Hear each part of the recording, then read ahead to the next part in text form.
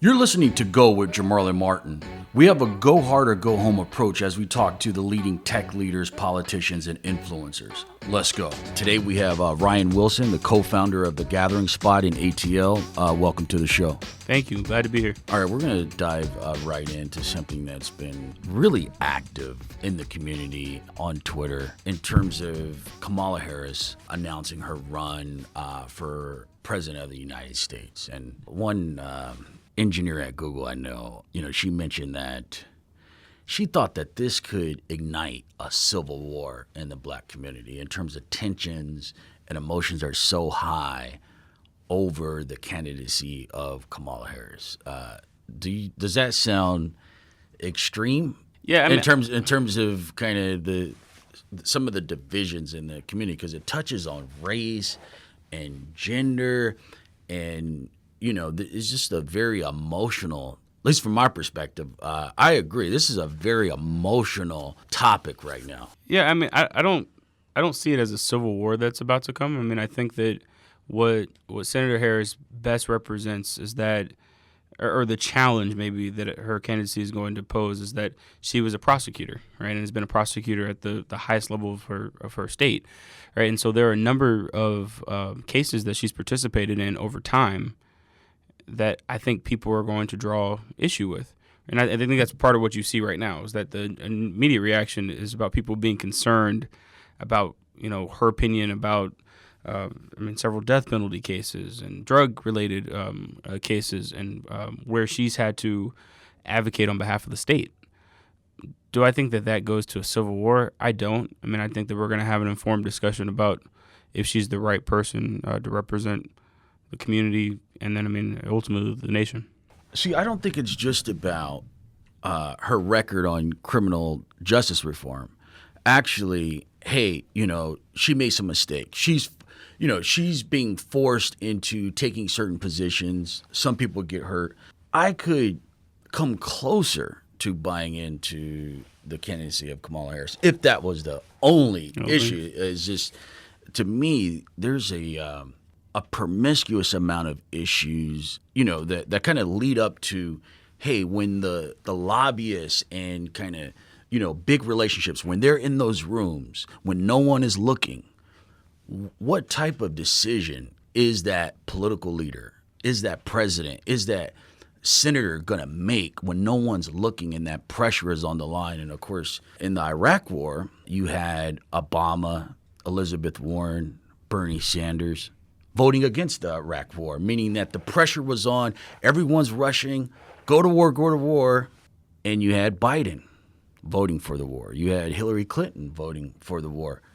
From my perspective, if you observe Kamala Harris's trajectory, I gotta think that she's definitely likely in that situation in the future to be on the Hillary Clinton and the Biden side, on the establishment side. Do you think that's fair? I think it's somewhat fair. She has in many ways a longer record than a lot of the people that we're talking about, right? She's just had more time to have more opinions about more issues, right? And so, yeah, she has a ton of things that I think people are going to be upset about, that are outside of criminal justice reform, but really going to get to the heart of other issues. Yeah, that ultimately I think people are going to be mad about.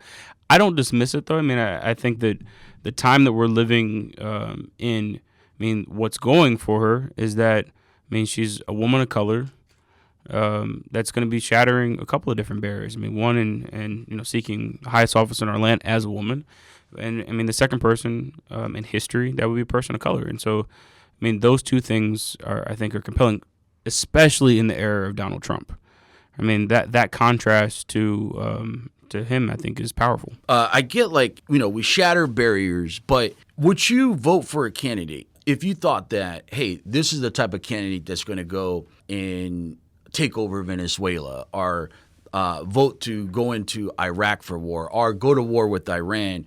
Would you trade, hey, I get a black president, I get a black woman president? Would you trade that in terms of the symbolism and the kids can see the black people at the top with killing 1 million Iraqis? Is that as a human being, is that a fair trade where, hey, I can see this person at the top, but they may be doing dirty stuff. They may be doing questionable stuff. They may be murdering people.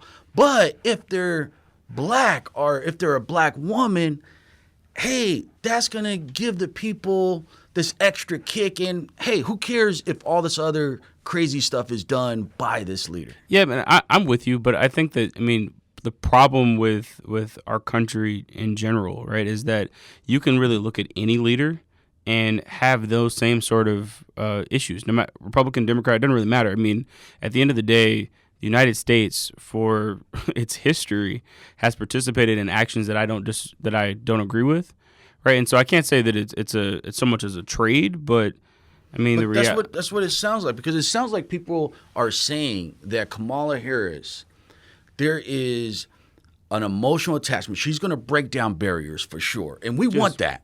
I want America to have a black woman president. Sure. We want that to happen. But if you look at her proximity to lobbyists in Silicon Valley, Google, Facebook, giggling with Sheryl Sandberg after the financial crisis, while she was district attorney, she allowed the current Treasury Secretary, Steve Mnuchin, to get off the hook in terms of they were doing something shady with the mortgage. And so, you know, it's widely known that, hey, you're letting this guy and this bank off the hook. That is some part of some suspect dealing. And so we call into question, you know, are you going to bang for the lobbyists, special interest groups, Wall Street, Silicon Valley?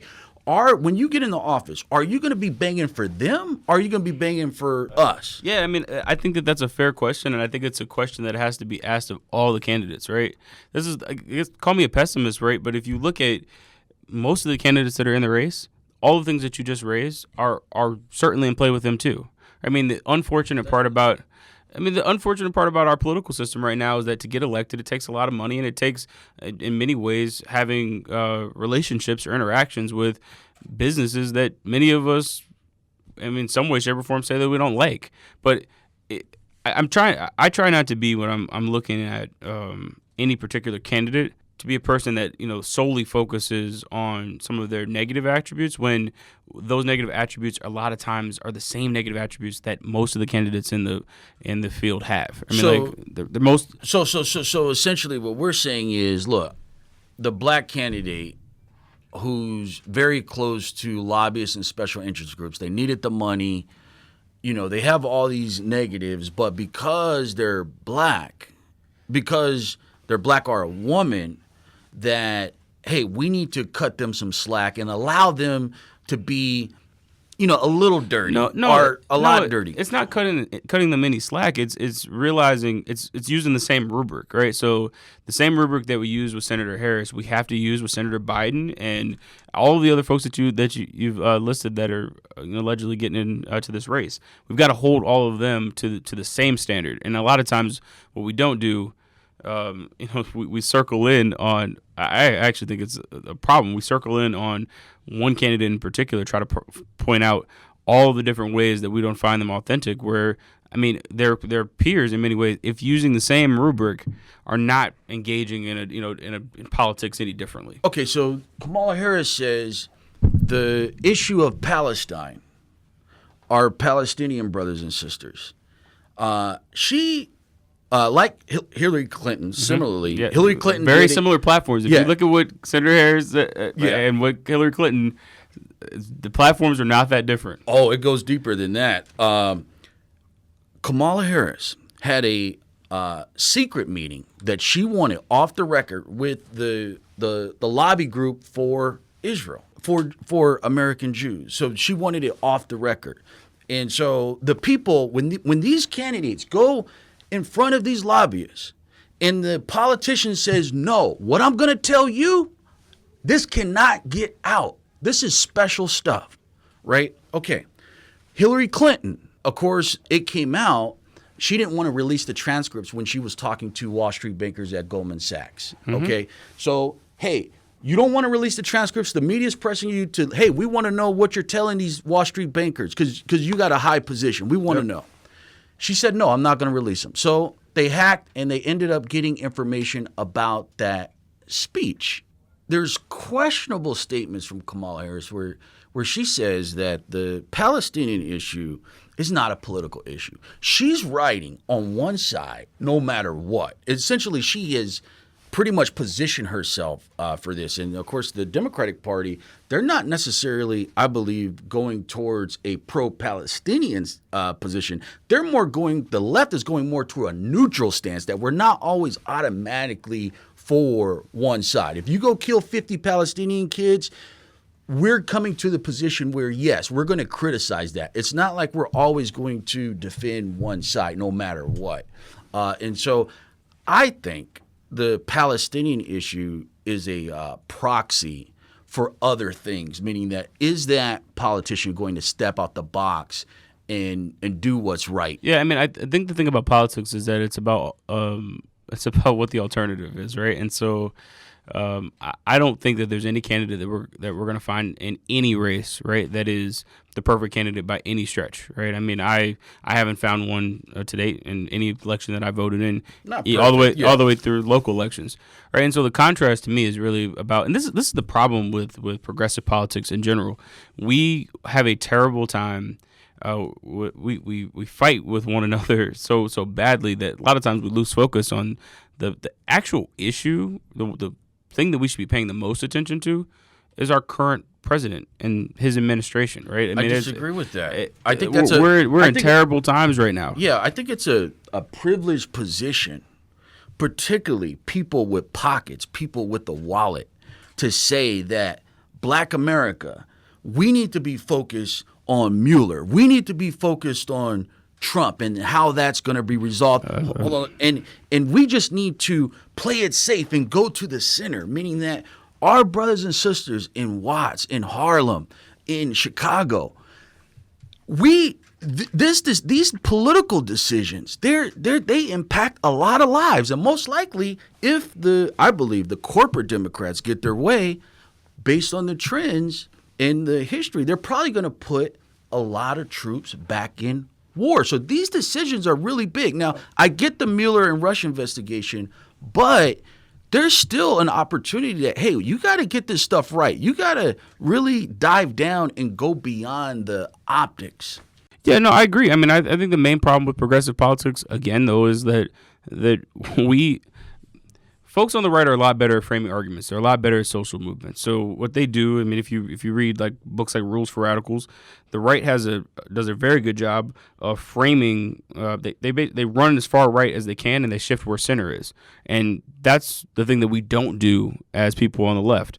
We play center politics the entire time, never run left, and so our middle is really kind of right of center all the time. And so, no, I agree with you. I mean, on that level, I think that, it's not, I don't look at any of this as an either or. It's not, either you pay attention to, people of color or, we pay attention to the Mueller investigation. I think we have to pay attention to both, right? And we have to challenge candidates by running farther to the left, exposing them to the issues in our communities that matter. But at the same time, it isn't a bad frame to also point out that, like, look, what's going on the right now is extremely problematic. I think that it helps actually frame why movement to the left matters. This leads into Bernie Sanders. Are you a Bernie Sanders fan?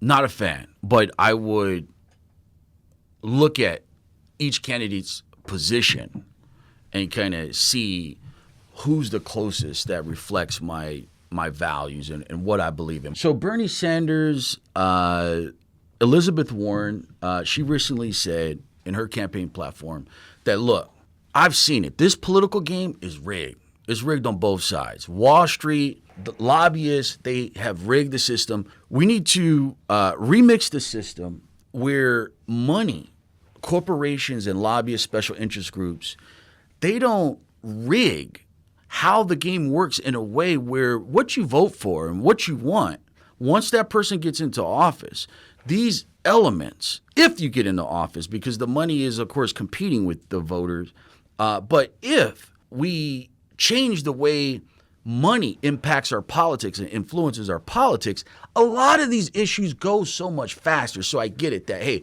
we're working with all these micro issues and we need to fix this, we need to fix that. But if you re-engineer the power and influence of money in politics, that black vote, the equity of the black vote goes significantly up because we don't have the Sheldon Adelsons and the big billionaires who pour money into politics to represent our interests. So the black voter needs the money to go down. That should be a big issue. And so if you rank the candidates, if you say that, hey, money in the politics hurts black people, when we examine the political system in the United States, the big wallets, all these other groups who have big wallets and they influence politics, it hurts our people because we don't have the big wallets. Why isn't that a top 5 issue? And so what I'm saying is if that's a top 3 issue for me, and I think it should be for many others, then Kamala Harris, Joe Biden, Beto, Cory Booker, they would score low. And so would Elizabeth Warren and Bernie Sanders, right? It's like I think it is very difficult, right, to be the beneficiary of a system and advocating truly for its collapse. Right, I'm skeptical of people that who's advocating for the collapse though. I'm not familiar with that argument. Or collapse. I mean, maybe collapse isn't the best word, but I mean, what you're describing, Senator Warren is interested in doing. Right, like it's very hard to be a beneficiary, and I mean, frankly, elected by a system that you are saying you're going to dismantle in some way afterwards. I mean, I don't have any more trust in the ability to be able to do that than I do. I mean, that's as concerning to me, maybe I should say, as our previous conversation about Senator Harris. Well, you look at Ocasio-Cortez. Today it was reported she sent a letter to Facebook. Her colleagues, Chuck Schumer, of course, his daughter is what I would call a lobby daughter. Chuck Schumer's daughter works at Facebook. Mm-hmm. A senator wanted to look into Facebook. He told that Senator Warner to back off. Nancy Pelosi, her family owns millions of stock in Facebook. The Facebook elites, of course, really were embedded with Obama and helped him get elected. And we didn't have any regulation. There's no consumer privacy. The Democrats just let Facebook run wild. I mean, I think this stuff is so blatant. If the Democrats let it run wild, what do the Republicans do? The Democrats, the Sheryl Sandberg, the Google, their candidate this election is Cory Booker, Eric Schmidt. And I give the Silicon Valley establishment a lot of credit. They've been grooming particularly black candidates, and they have been playing long ball. They've been investing in Cory Booker's company, doing whatever it takes to hook the black politician who's desperate for money, desperate to kind of be competitive, and they kind of make the deal with the devil. And I just think that it's pervasive, and the Silicon Valley is more aligned with Democrats. Republicans are more in line with Wall Street. That's in my view. Essentially, the greed that Obama banged against in 2008, the financial crisis of Wall Street, it just went to his side. It just went to Silicon Valley, the tech, the big wallets over in California. So I think what we're describing, if you see something on both sides, though, that's kind of the overall fault in our political system, right? It's less about Republicans and Democrats, and it's more about cases like Citizens United, where we're saying that many of these corporations are people, right? And as a law, I mean, what our fundamental focus should be on is that our political system right now, it does. I agree with you. It has too much money in it. I think there's way too many big organizations that have the ability to influence the outcomes of elections. But that to me is, again, less of a red or blue thing and more of, the fact that our political system overall really needs some examination. And I think that's, from money in politics to how we elect people, all the way down to the electoral college. Is that a top 5 issue for you? Would you I would say so. There's a top 5 issue for you. Yeah, I would say so. Right. Again, I think Citizens United in cases that... Can you explain to our audience what's that about? Yeah, the ultimate easiest way to understand Citizens United, and to me, it actually connects to a broader... if you want to talk about top 5 issues, one of the things that one branch of government that we don't pay attention to enough as people of color and just, as citizens, is the influence that the Supreme Court has on policy, right? And we take for granted the influence that body has, and what we don't acknowledge about it is that historically it has been a very conservative institution. Even the most quote unquote progressive cases that we point to day in and day out, a lot of those, if you really step back and look at them, are very conservative opinions too, by so-called liberal justices, right? And so Citizens United, I mean, to get back to that, essentially what it allows for, I mean, is it facilitates all of this big money in politics, where the court essentially said that organizations are people, and therefore, because they're people, their ability to be able to participate in campaigns, knowing that, I mean, they have the financial wherewithal that goes way beyond the average person, should be considered as people under our law. But again, I mean, it's a part of a long string of Supreme Court cases that are extremely conservative in nature and harmful to us. I mean, we as people, as black folks, people of color, need to be spending more time trying to institutionalize laws by way of legislators and stop appealing to the Supreme Court as a body, because it has never proven to be an effective institution for us. I can point that goes all the way back to even cases you probably like Brown v. Board. Not a good decision at all. Where are you from? I'm from Atlanta. I grew up mostly in Atlanta. I was born in L.A., but grew up here.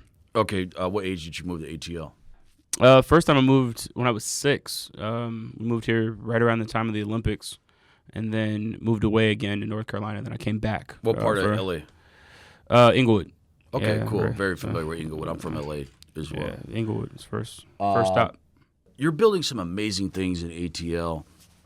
How did you get to starting the Gathering Spot? Yeah, so it's really interesting where life takes you. I graduated from high school here in Atlanta, went immediately to Georgetown for undergrad, spent a lot of time in the diversity and inclusion space, first on campus, and then we kind of moved off campus to working on different community issues. Was involved in a whole bunch while I was an undergrad, but I went there with the intention of becoming an attorney. I wanted to go to law school immediately after undergrad.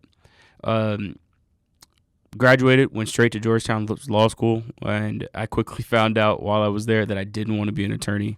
I promised my mom that I would finish, and so I did that. But for the last 2 years of law school, I started working on what's now the Gathering Spot. So you graduated from Georgetown? I did graduate. I graduated from, nice, I'm nice. a double Hoya. Yeah, I dropped off Syracuse Law first year. Oh, Georgetown and Syracuse, that's no good. Yeah. But no, I mean, the inspiration for the business really came about. I was in need of a couple of things. On the community side, college is interesting if you look at it, right? There's people from all over the world at a lot of universities. There's speakers coming all the time. Your friends are probably studying different things than what you are. And what I found that when I went to law school, that network went away pretty quickly.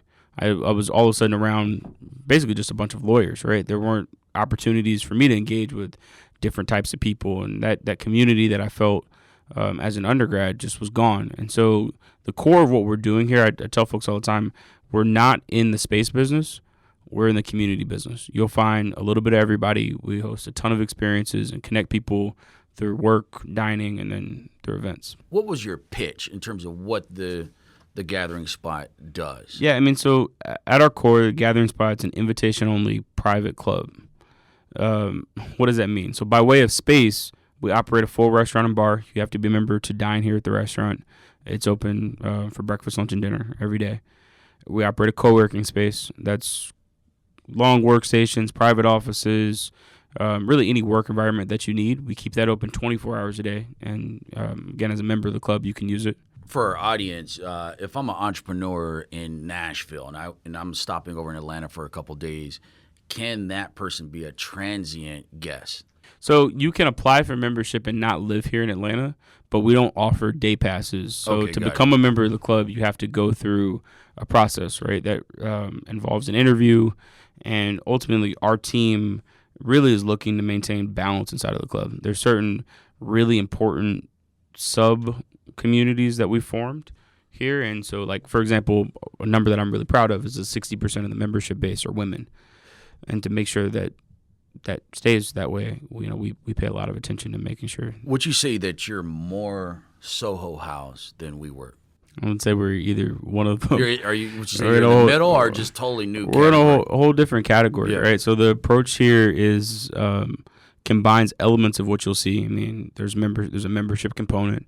There's co-working as a part of it. But how we come together here and what we do is, with all due respect to those businesses, just very different. It's a different demo, different way that we go about connecting with each other. You're a subscription business, essentially. And yeah, in some way. Host a lot of events. Yeah, if you could share this on a percentage basis, how much of your revenue is subscription versus the other stuff? So I can't say to an exact percentage, but I would say a good bulk of our model is connected to the membership dues and fees. But I mean, we hosted 1,400 events last year, and we specialize in corporate functions. A lot of times with the biggest brands in the world. And so that's a pretty significant part of the business as well. And then, I mean, we operate the restaurant. So there's food and beverage that are part of what we do too. How did you connect with your co-founder? So we were on the same freshman floor as undergrads at Georgetown. No expectation of opening a business. He's from St. Croix. And when I graduated, or when I was going into law school, he was still working in D.C. as a portfolio manager, and started talking to him about the business, needed someone that could help me with the model. He had a finance and accounting background, and so that's why we teamed up. But we spent most of our undergraduate time as roommates. And what type of margins are possible with your business? Let's say you execute your business plan over the next couple of years. So I'll say this: the business has been profitable since its first year. Wow! And so good ones. So you're cash flow positive now. Out of the gate, yeah. We ever since we've opened, yeah. Okay, yeah. Very nice. WeWork is not, and that kind of speaks to what I believe is a lot of froth in the market where. As you saw in 2000 or 2008, 2009, I guess in the real estate case, credit scores, who needs those and who needs that? In 2000, who needs profits? We can go off clicks. But a lot in the tech space in general, not just black tech, but just in the tech space, in this part of the cycle, which I think is the end, Yep. no one cares if you can generate cash flow. No one cares if you can generate profits. No one cares if that business has enough cash to go another 6 months. I'm just going to raise more money and flip it to another company until this shit stops. Yep. What do you think about that? Because that's kind of seems like the consensus mentality where I'm just going to sell the business and just raise money. Raise money, sell business. Yeah, no, I mean, I'm not into it. Like the thing for me is, there are a lot of companies that are raising a round to just raise another round, right? And I think that what TK, who's my business partner, what we set out to do from the beginning was to build a sustainable business model. We paid a lot of attention to how do we make sure that this thing works, right? Actually works, not working because we have a bag of cash in the other room, but like works because we're able to actually see that people use the service that we provide, have invested in the community that we're building. And at the end of the day, I mean, my parents are entrepreneurs, and You got a lot of game from your parents. Oh, 100%. But there's a real fundamental lesson that I had kind of baked in from the beginning was that, I mean, at a very, very basic level, a business is able to care for its expenses. If you can't do that, I mean, I question the success of that business. I mean, there are businesses that we all use, and if you read the prospectus that comes out, you'll find the entrepreneurs in many cases saying, "We don't ever know how we'll be profitable." And for me, that's not a business. What would you say to the bubble crowd? They will hear you in ATL, and where you've been profitable from the jump. You got your thing going. You got a lot of things popping, but that bubble crowd in Silicon Valley. That's kind of programmed by the economics of venture capitalists in terms of they try to make it fit where, hey, you're not big enough. You're not doing monster rounds. This thing can't become $1 billion business. And so that mentality, of course, I would call it unicorn or bust. Yeah. You see a lot of, unfortunately, I see a lot of our people, a lot of black entrepreneurs trying to make their opportunity fit with these boom and bust investors where they don't care, obviously, if 9 out of 10 blow up. They don't care if your business blows up. They got 50 other bets out there. It's just a number, right? Exactly. Yeah. And so I'm glad we're recording this because I do think that we could become a big business. And I mean, the approach that we're taking is actually it's not a radical approach. They're businesses that have been profitable and figured out how to scale without having to take on the type of capital or the mindset that you imagine. Yeah, and no, the thing about venture is true. In many cases, they artificially inflate the value of the company and then have you chase it. Many of those companies fail. The ones that don't fail, whenever there's some sort of liquidity event, the investors take their cash off top, right? So like the model in a lot of ways doesn't work for businesses of color, but like a bunch of businesses, right? I mean, like every day, I venture is not right for every sort of type of business, but it doesn't mean that you can't scale your business if you don't take in that sort of capital or have that mindset about the business. And so again, I'm glad we're recording this because if we do what I think we're capable of doing here, we can scale this business successfully, and we'll have done it without doing any of the kind of venture stuff. How much capital have you raised, if any? No, so the first round was $3 million. Okay. All family offices, high net worth individual money, and it's patient capital. Right? Okay, got it. Harder to do. So it's not coming out of big institutionalized VC, which is good.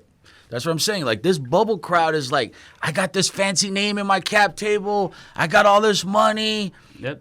And of course, the way the economics works in terms in a bubble environment, at least a lot of folks, our people specifically, we'll see headlines of this entrepreneur raised $30 million. This entrepreneur raises $20 million. Mm-hmm.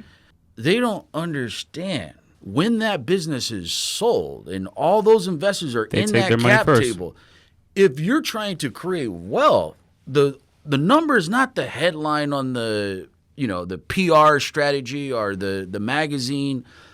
Really, you want to be looking at, hey, if this business IPOs or is sold, I'm taking home X, and these people are not going to be making 95% of the value creation. A lot of entrepreneurs need to spend more time really understanding that business because it is a business, right? So you're betting heavily on a couple of call it 10 companies for the sake of this conversation, knowing that one of them is going to be successful, right? And the way that VCs hedge their risk is that once there is some sort of liquidity event, their cash is coming out first, right? And so if you don't prove your thesis, it doesn't mean that they don't get paid, right? So say that they thought they value the company at $100 million and it sells for 80, well, that 80 is theirs, right? And so like what folks don't understand that no, it's very difficult as the entrepreneur, as the founder, to make a ton of money in that system unless the company is valued at more than what you raise money at. You mentioned patient capital. Can you first explain to our audience what patient capital is, and can you also explain when you tapped H&Ws and patient capital? Was it intentional in terms of, hey, I'm not even trying to go get that bubble Silicon Valley money. I know what flavor of capital I need at this stage. Yeah, I mean, I'm raising another round right now and have the same perspective. So patient capital really is, you're going to investors. You have a model and you have a thesis about when there will be a liquidity event. But what you're asking, for them to understand about the business is that it's not going. It might not follow the same 3 to 5 year horizon, right? And so there are a lot of investors that they want their investment to do more than market, right? But aren't necessarily looking for unicorn status in 3 years, right? That doesn't mean that the business won't grow to be as big as any company that you'll see out there. But patient capital a lot of times is not looking for that return in really, really short timelines. And what was your process in finding the right investors, and kind of tell us about any rejections you got? I was rejected 97 times. I counted them. We were rejected regularly. So I mean, no, that's part of the game. When you start to try to raise money, you're not a fit for most people. We were not a fit. But I mean, this is the other thing. If you're building this, I believe this. If you're building something that's disruptive, then people shouldn't be able to understand it immediately from if they can, you should be worried about that idea, right? So we took that as a sign that we were actually onto something rather than being frustrated by the process because, you kind of have to be the crazy one in the room if what you're building is actually something that's different. If it isn't, and people get it instantly, Yeah. I mean, it's probably been done before. I want to repeat what you said. I think it's powerful. This brother said he was rejected 97 times. 97. And so we have to understand, if you're going to play this game, do not start the game. If you're going to start going into investor meetings and you get 3 or 4 rejections and you start saying white folks this, white folks that, and the system's rigged, this is not the game for you. Don't even start this game. No, right? Like I mean, you got to think about how hard it is for someone to get $1 out of you, right? I mean, there's 2 things that I think that every entrepreneur has to do. The first thing is you got to put all your chips on the table first. I put everything that I had. My business partner, we put everything that we had. So by the time I started talking to you, when you say everything, what are you talking about? I mean, every single penny that I could possibly find, plus credit cards, plus anything that you put capital into your business immediately, right? Like, so it is very difficult to ask people to pay you or to give you any sort of amount of their money when you haven't done the same, right? So we put all of our chips to the center, and then had a really, really informed conversation with them about why we thought that they would be a good partner for what we were doing. Understanding that the majority of people, even if they thought the concept was okay, were still going to say no. Because getting someone to give you their money is one of the hardest things that you can possibly do in any context. Go ask people in nonprofit space, right? It's really difficult to get people to, I mean, it's in part strategy plus an emotional connection a lot of times. And what folks don't get is that they're most of the time investing in you as a person and not even really the concept. When you're going through your process and getting 97 rejections, you're not thinking about, hey, if I was white, I would have gotten an acceptance by now. What's your psychology going through those rejections as a black man? So, look, I think that there are certain realities about being black and raising capital, right? The numbers don't lie. It is harder to raise capital in our community than what you see in others, right? So, I want to acknowledge that. But, no, I believe that I was the person that was onto something different, right? And so if you don't have confidence as an entrepreneur, you don't have anything, especially early, right? You have to believe in yourself more than anybody else. Even if, as you say, I believe that the institutionalized white supremacy and discrimination is there. It's there. People not only is it there, but you have the extra thing where, hey, they don't see us a lot. People want to invest with people they can joke with and geek out with. Yeah, and there's a confirmation bias too. On their terms. So even if the white supremacy, the discrimination, the boys club, the I'm comfortable, I don't see you, even if all that stuff is true,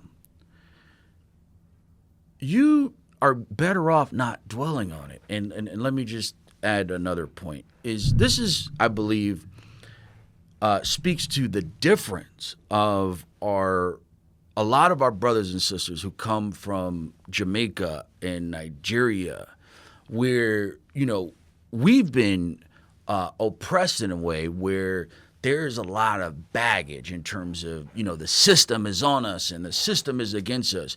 And it's true. It's there. Yeah, the system is. But if that Nigerian, that sister from Cameroon, or that brother from Jamaica, if they come over here without that thinking, usually, or what I have seen in my life, is that they kick our ass. I'm African American, of course, but if that black woman or man comes from Jamaica, comes from Nigeria, and does not see the stuff that we have been institutionalized with, in terms of the stuff that we've seen, they're going to kick it. Sometimes it's better for you not to even see it, for you to go after and build the institutions that you need to build. Well, I mean, it's hard to be scared of something that you haven't seen before, right? And so, no, I mean, institutionalized racism, and its impact is real, right? I mean, you spend, depending on who we're talking about, decades trying to get a person to believe something about themselves, and it's very difficult when that person has an idea that they suddenly forget, like several decades worth of training that suggests to them otherwise, right? So yeah, no, I do think that what you see is a confidence. A lot of entrepreneurship in its early stages is about your mindset, right? It's about how you're approaching the problem and the overall mentality that you have while going into battle every day. And that's how I look at when you're trying to start a business. It's a battle every single day. And so yeah, if you're coming into that battle with a ton of confidence, or really with a lack of full understanding about how the world perceives you and your perceived limitations, that's a powerful thing not to have, right? Like when you walk into the room each day. And so yeah, I mean, a lot of this though is about confidence, and that's what I would tell myself through those 97 rejections. It's just like keep rolling. What was the most memorable rejection? A 4-hour long meeting that I had where at the end of the meeting, the guy said, "So what is this?" After talking for 4 hours. So yeah, I mean, he said. We had a 4-hour long meeting. At the end of the 4 hours, he said, "So what is it?" He had not been paying attention through 4 hours of conversation around all of what the business was. What do you think that was? I had an experience similar to that. People look. The mistake that a lot of entrepreneurs make is that, and the thing that we just accepted, is that nobody cares and nobody has the time.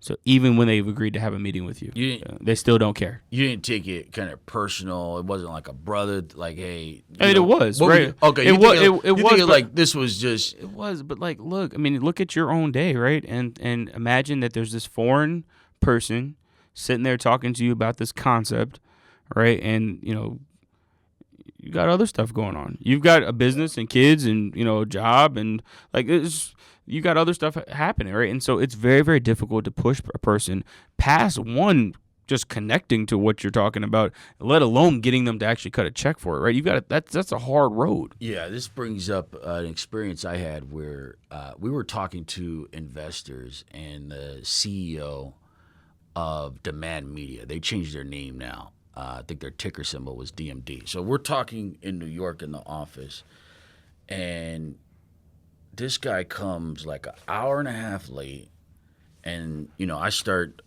running my presentation, and I'm going off of notes on my presentation. He's like, "Are you really going to go through the presentation?" But this guy was the biggest dick that you've ever seen in terms of the arrogance. It's a lot of times that's intentional.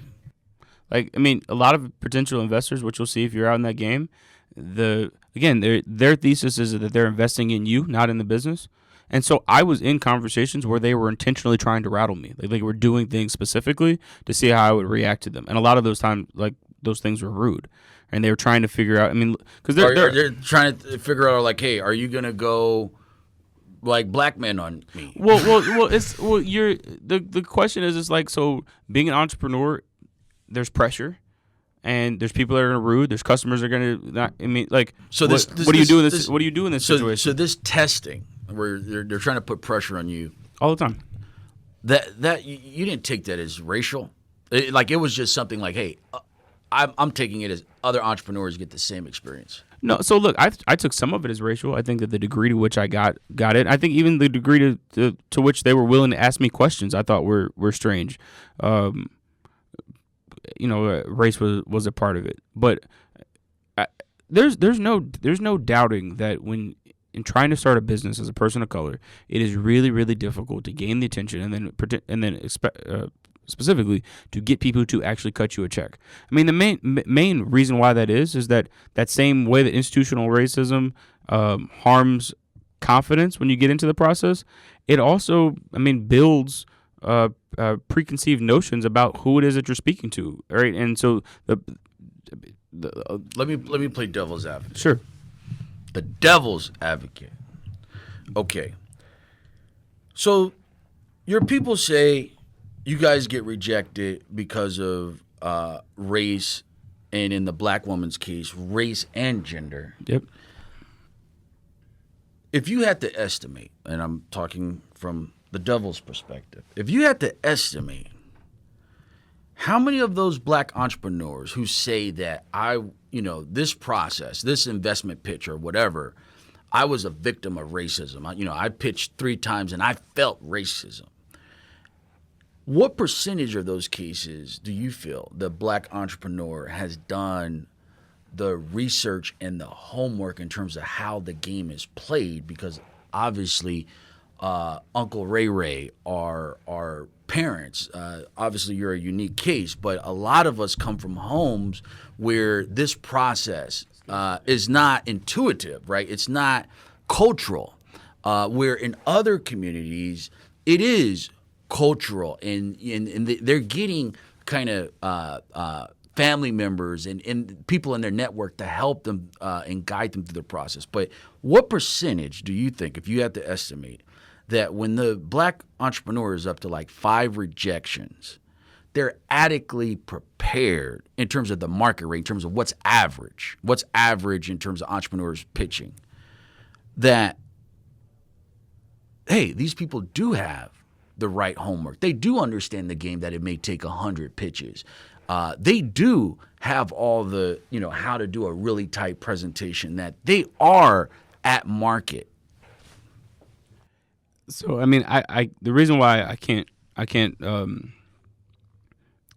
buy that argument, or I can't even really go that far with that argument, is that it almost assumes that of those companies that where there are white founders, that there's a level of preparation and understanding of the game too, right? Well, like I've been in those rooms, right, and there's not any more preparation or understanding. But I don't know. Yeah, of course we're talking about estimates, and I know. So I mean, not very. I would say in total, I think that there's some legitimacy to that, because there's you. This is the one thing that I will never say when we're talking about issues that have to do with race. I have not seen, right, where people of color are overwhelmingly unprepared, not understanding. I mean, in fact, the companies that we see out of the gathering spot every day, I think are some of the hottest companies in the country, right? And they're still not able to get to the same level of funding, right? And part of that, yes, I think is very much has to do with the race and gender of the founders, right? Because there are companies. You believe all the homework in the game is there for them to get the same treatment of what other folks are doing. I don't believe that companies that we see getting invested in right now, all of them know all of the game either, right? And because of that, but right, is there a discrepancy? Not really. No, not in my mind. I mean, I think there are entrepreneurs of all shades and colors that don't know anything about the process. Some are getting funded and some aren't. So if I played the devil's advocate here, I would say, hey, the data shows that when you factor in affirmative action, white women benefit. That's what the data shows. When you factor in affirmative action, when a lot of the black students, and not just black, but I'm just going to say black here, but when the black student, you give the black student affirmative action and they go to a Stanford or a Penn or Harvard, what the academic establishment and data argues is that they don't do as well as the other students. Yeah, 2 problems. They're not prepared. 2 problems. So the first problem is that the biggest group that benefits the most from affirmative action, this is a numerical thing, are white women, right? So like white women are actually benefit most from affirmative action programs than anybody else. Fact check me. White women are the biggest beneficiaries from affirmative action programs in the country, right? That's the first problem. The second problem is, I mean, look, people of color, right, at predominantly white institutions, this is the question that we don't ask enough. There are certain rules, certain standards that are put in place that we treat as neutral. There's no such thing as neutrality. Somebody wrote the test. There's a point of view and a perspective behind every single curriculum that's out there, right? And so for you to suggest that people of color are not performing as well, right? There's only really 2 ways to go. Or not prepared. Well, let me just... They're going to say, yeah, you've got to either say they're not prepared, or maybe 3 options. They're not prepared. They're not as intelligent as the rest of the group. But a third very, very real variable that we don't pay attention to is the fact that, I mean, there's a set of standards that, again, we treat it like a Band-Aid, like that it's neutral for everyone, but like Band-Aids in and of themselves are not neutral. They are there's a target customer just by the way that the Band-Aid is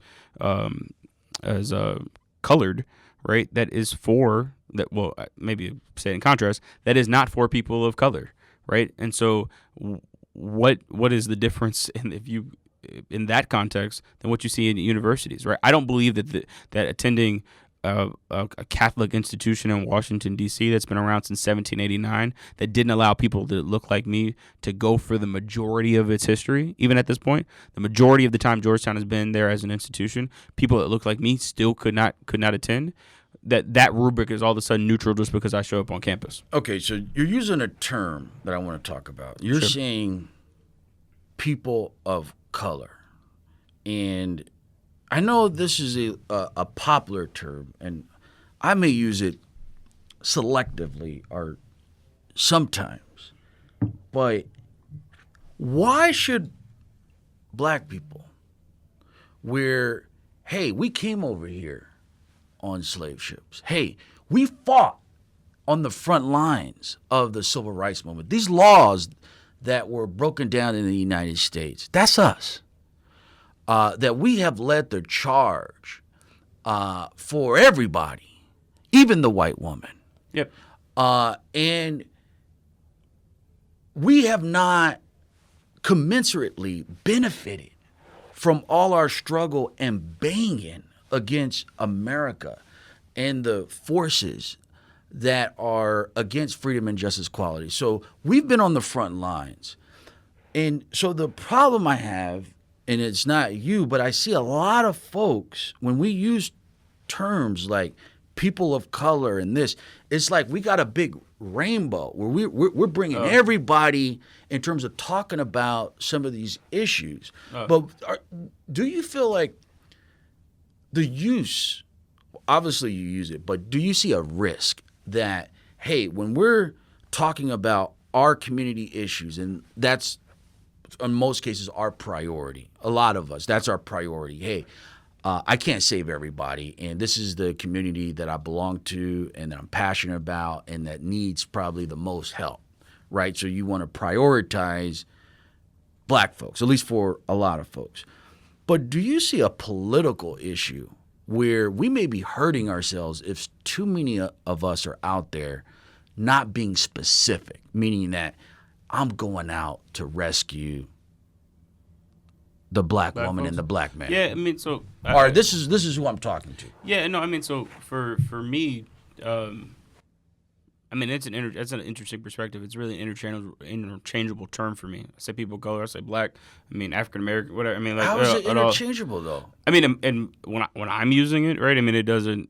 I'm normally talking about black folks, which I have no hesitancy in saying at all. But I do think, right, to a certain extent, in this context, that for many of the issues that we're talking about, I mean, a rising tide raises all ships in this context, right? And I don't have problem with external inclusion to because I mean, look, I think the fallacy of some of those arguments is that, yeah, longer history here, but from a general social condition. Now, I mean, when I'm talking about folks of color, and yeah, if you want to add some other folks or other groups into that, that bucket, I don't know how well, this is how the much that bothers me. situation, and this is where, in some cases, I know this is tough. Some people probably stop listening to the podcast. That we deserve to be on the bottom, and let me explain that. Is that this is more of our educated folks who have access to information, they have experiences where, let's say, black people are Army. And, hey, we're trying to elevate our community, elevate our people. But these political terms come in and you start seeing our leaders they're using words like diversity. And so I have witnessed a lot of folks coming out of mainly the Silicon Valley establishment, but across the United States, where black folks are using the term diversity. You can't bang. I believe we can't bang for diversity, undefined and ambiguous diversity, when 53% or so of white women are voting MAGA. That you have the data and the statistics in Silicon Valley is when you're pushing diversity, you're really helping that white woman. Okay, you're in a lot of cases you're helping that MAGA woman. So if our situation and experience is unique, why can't we be specific? And why when you're using diversity, everybody's coming along. So now when the big wallets in the establishment in Silicon Valley, when they talk, they'll say diversity, diversity. I don't know what that means. And it's starting to mean black folks are just a little piece of it. This is really about white, in terms of the data, in terms of what actually happens. Because if the white woman can go through diversity and she's wealthy and she has connections and her community didn't face an onslaught of mass incarceration, if you give her that benefit of diversity, she's going to kill your community in terms of elevating hers. I mean, I think diversity as a word is, yeah, I agree with you. There's not the definition that we often use or allow to be used in political context is wrong, right? And so, to me, at a basic level, diversity gets down to two really simple ideas. For one, a community to be diverse, there needs to be an equal exchange of information and an interest in that equal exchange. Again, I don't believe that most of the things that we call neutral are actually neutral, and so I mean that's one way that I think in diversity talks is wrong. Second thing that I'd say. Do you think this is problematic? This doesn't reflect your values. I can't bang for every other group. I don't know your situation. I don't know what you come from, but I know I'm connected to people who come from the projects. I know my people were enslaved. Mm-hmm. I know that we were on the front lines in the civil rights movement, after the civil rights movement. Yep. I know this government came after my leaders. Yep. and in some cases killed our leaders. I can't bang for everybody else because I don't have confidence you guys are going to bang for me. Is that wrong? Would that be an immoral point of view? I think coalition building is important, right? I think a mistake of any group is to not look at where there can be alliances built, right? And so, yeah, to a certain extent, I mean, I think that we have to be continually looking for new ways to build stronger and larger coalitions, and that a lot of times the issues that we're talking about, different history, a lot of times manifest themselves very similarly, or the way that we're treated is the way that they're treated is often kind of mimics the way that we're treated a lot of times. This last point about diversity, what I was going to say was that what we should be fighting for, I think a really easy and objective standard to look at is, does your company or organization represent the world, or at least this nation's population? So if you're at a tech company and you say, hey, we're really diverse, but 1% of your employee base is black, well, I think black folks make up 13% of the United States population generally. And so for your community to be diverse, at minimum, right, what you should be looking for is fighting for a standard where 13% of your employee base represents the country that's there. That's a really easy and objective way to look at the issue that takes out all of the fluff around, let's look at what how those groups, like how much of the population that they represent. I believe you can do a lot of coalition building, but when you're speaking about us and kind of the priority in dealing where this problem is kind of magnified, I think you could build alliances. You could be respectful for other movements. You can even speak up for other movements, but I still think that in most cases we need to be more specific if we're thinking strategically about uplifting black folks. I don't disagree with you about the specificity, but I don't.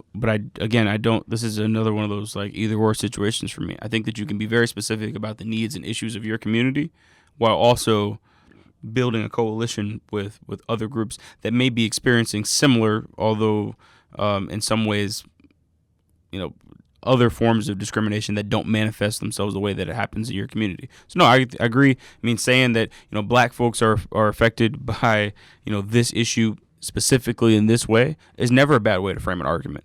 But I think it's short-sighted to not compare that statistic to other minorities, right? That may be facing more. You're building a stronger coalition, and I think in many ways a stronger argument for why whatever it is that we're talking about should be changed. you're expanding to DC, and you already mentioned that you're profitable. You're doing the damn thing. You have a business. It's profitable. It's popping. You're expanding to DC. What do you have to say about entrepreneurs who have kind of trigger fingers of launching multiple product lines, new stuff? They got too much stuff going on, and one thing has not popped. Have you seen that? In terms of just observing the ecosystem, and how did you think about the right time to take your platform to another city? The whole right time thing. I don't know. There's never really good time to Expand? No, I mean, look, risk is risk, right? And that risk is it's gonna be here today or tomorrow, whenever you decide to go do it. I mean, I do think it's important to try to make sure that you fundamentally understand your business before you start to expand. I can say that with confidence. I understand what we're doing here, and I understand how that what we're doing can translate to other markets. But you don't think there should be a process where, a lot of entrepreneurs like yourself, they're very creative, right? And so you have these different ideas. You have not seen entrepreneurs saying, I'm going to do A, B, C, D, E, but the first business idea or product, it doesn't have the traction it needs to be. So you're kind of you're spreading your risk out when you really want your risk to be concentrated to give the first idea a fair shot. But you haven't really seen that. No. I mean, I actually that last part that you said there, I actually agree with. I mean, I think that most successful entrepreneurs, if you look at how they started their business, it is about very concentrated risk in a specific area. And I do think that, look, at the end of the day, this is all about execution. Ideas are super cheap. We could come up with an idea right now at this table. So that isn't having an idea there's nothing to that. It's about your ability to execute upon that idea. And I think we mistake those two. There's a distinction there that a lot of times I think that we conflate. Right? Oh, I've got an idea, therefore I have a business. No, you have to be able to execute upon that idea in a way that makes people understand that it has moved from pure ideation into a stage where people can buy or whatever it is that you do, that they're able to actually interact with the business. That's the larger problem, right? I think that we have way too many ideas out there and not enough people who are actually starting companies. What's the pitch to the entrepreneurs and professionals who want to come work at tech companies, startups? What's your pitch? Hey, don't go to Silicon Valley. In most cases, everybody's different, but in most cases, come to ATL. That stuff is old. The opportunities are now being kind of distributed across other cities like Atlanta. What's the pitch to, I'm going to ATL to set up my company? There's no hotter city in the country right now than Atlanta, right? And so quantify that.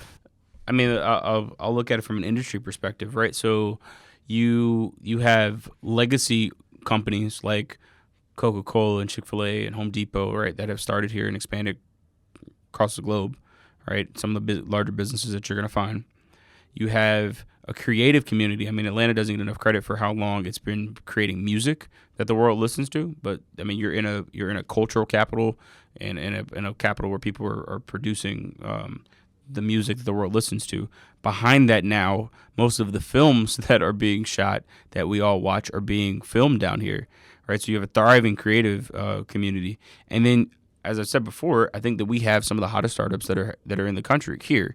There's no better ecosystem to be in where the corporate community can meet the entrepreneurial community that can meet the creative community, and the synergy, what happens at the intersection of those industries, is unlike what you're going to see in any other city. Plus, I mean, if you buy the argument that Atlanta's largest export is its culture, there's no better place right now to be able to start an idea and have that idea scale and be taken, across the country. So, and what about talent? And in terms of, hey, I got to hire a lot of engineers.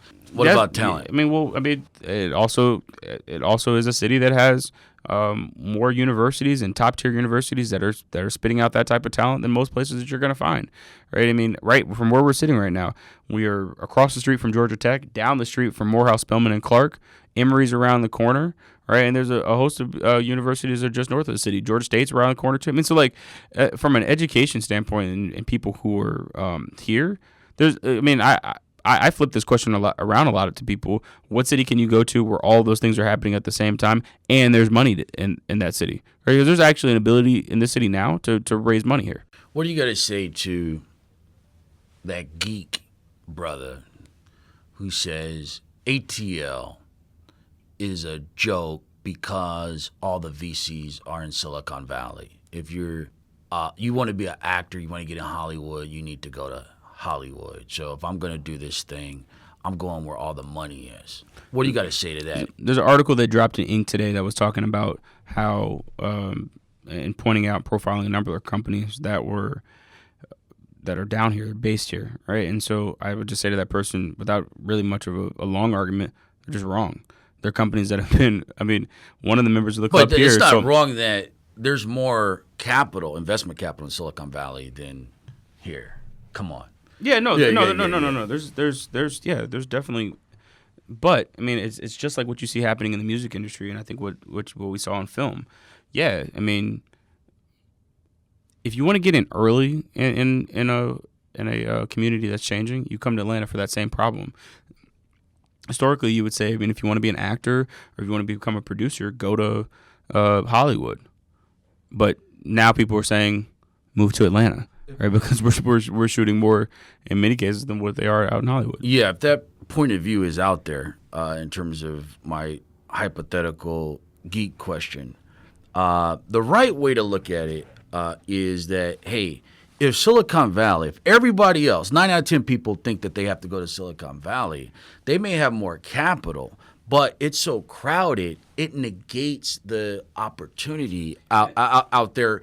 And then so ATL may have less capital, but it's less crowded in terms of so many companies vying for the capital. It's less crowded, but if like you're black or person of color, whatever term you want to use, and you're trying to raise capital, look, the reality is that, I mean, and there's a ton of articles written about this, but there's a pattern to companies who's getting invested in. And a lot of times is what people are doing is investing in people that look like the last group of people that were successful out there. So the narrative down here, if you are black, is that, I mean, a member of our club started a company here in Atlanta and sold that company to Amazon. Go to a city where that type of story is being told, and Paul Judge. Paul Judge, from your point of view, is he considered the Don of black tech and ATL? Or is there like a figure where, hey, this person has done the damn thing, and they've been in the game, and they're looked up to? Yeah, I mean, are there any kind of personalities, or no? It's just there's several personalities down here. So no, I think Paul's one of them. I mean, and work with Paul regularly. We were actually in business together for a music conference and festival that's down here. But I think Jewel, the person I just mentioned, Jewel Burks, is the founder of Part Pick that sold to Amazon, and that's another entrepreneur figure down here that those are the folks that I point to for sure. Thanks for coming on the show. Where can people check out you and your company? So you can find us online at thegatheringspot.club, on social media at The Gathering Spots on all platforms. If you're looking for me, sometimes I'm saying a little something different. I'm Spot On RW on all platforms. All right, I'd like to thank Ryan Wilson for coming on the show. Let's go. Thanks, everybody, for listening to Go. You can check me out at Jamarlin Martin on Twitter, and also come check us out at moguldom.com. That's moguldom.com. Be sure to subscribe to our daily newsletter. You can get the latest information on crypto, tech, economic empowerment, and politics. Let's go.